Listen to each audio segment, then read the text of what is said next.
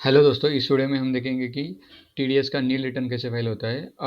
And बहुत सारे लोगों का कहना ये होता है कि यार हमारा कुछ भी टीडीएस नहीं है और हमें रिटर्न फाइल करना ज़रूरी है या नहीं। तो इस केस में हम कैसे नील रिटर्न फाइल करते हैं और कैसे सेल्फ डिक्लेरेशन देते हैं उस केस में कि हमारा उस क्वार्टर का कुछ भी टीडीएस नहीं है। तो इस वीडियो में हम डिटेल में देखेंगे। तो सबसे पहले हमें टीडीएस के टैन साइट पे आना है और लॉगिन करना है। ठीक है।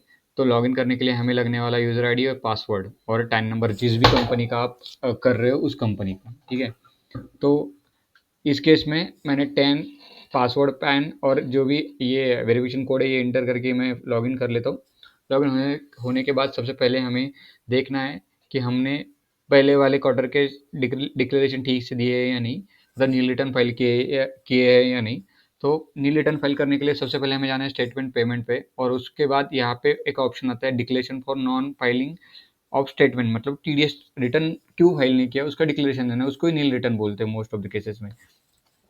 तो उस पर क्लिक करने के बाद यहाँ पे देखो, क्योंकि फर्स्ट क्वार्टर में हमारा 27 क्यू और 24 क्यू नहीं था, तो इस केस में हमने वहाँ पे डिक्लेरेशन दे दिया है कि हमारा नहीं था, मतलब किसी को पेमेंट नहीं हुआ था और थ्रेशोल्ड लिमिट के नीचे पेमेंट था इसलिए। ठीक है।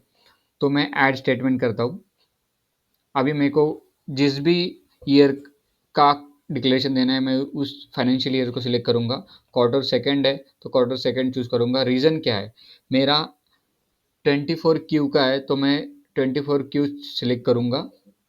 तो यहाँ पे मैं रीज़न डालने वाला हूँ कि नो, मतलब ऐसा, मतलब थ्रेशोल्ड लिमिट के नीचे था, मतलब तो यहाँ पे मैं threshold payment below threshold limit select कर देता हूँ। ठीक है। 24 क्यू सिलेक्ट किया और ऐड स्टेटमेंट डिटेल्स करता हूँ। तो यहाँ पे मैंने ऐड स्टेटमेंट डिटेल्स कर दिया, पेमेंट बिलो स्टेटमेंट, ये ऐसे ऐड हो गया।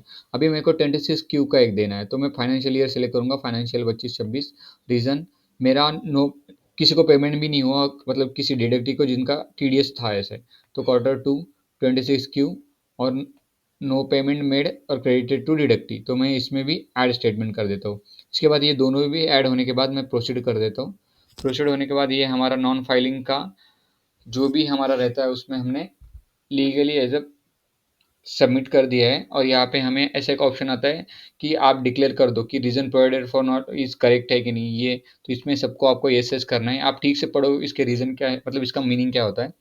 तो फर्स्ट वाला है कि आपने जो भी मतलब सबमिट कर रहा है वो करेक्ट है कि नहीं, वो तो यस है। आई will not file any statement for the above details without updating the filing statement of the traders.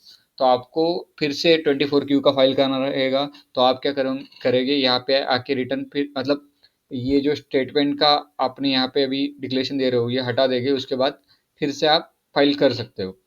Late fee will be applicable due to, मतलब आपका रिटर्न रहेगा 24 क्यू का और आपने मतलब डिक्लेरेशन दे दिया, उसके बाद आपको रिटर्न फाइल करना रहेगा। तो उसके उस पे ऊपर जो भी लेट फी और पेनल्टी लगेगी ड्यू डेट के बाद वाली वो आपको देना पड़ेगा।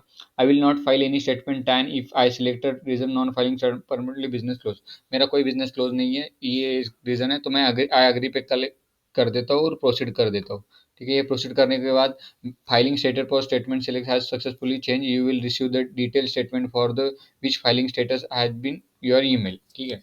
ये होने के बाद आपका कंफर्म हो जाएगा कि आपने नील रिटर्न और डिक्लेरेशन दे दिया है कि मेरा कोई भी नहीं है बोल के ऐसा। ठीक है। तो यहाँ पे देखो अब अपडेट हो गया। तो ऐसे अपडेट होता है, ये ड्यू डेट के पहले करना पड़ता है आपको, जो भी आपकी ड्यू डेट है ये करना मैंडेटरी है, इसलिए तो इधर इन्होंने स्टेटमेंट एंड पेमेंट के यहाँ पे एक ऑप्शन दिया है। अदरवाइज आपको ऐसा लग रहा है कि यार नहीं करने की जरूरत तो मत करो, आगे से कोई नोटिस वगैरह आया तो आप देख लेना फिर। तो मिलते हैं नेक्स्ट वीडियो में, सब्सक्राइब करो, लाइक करो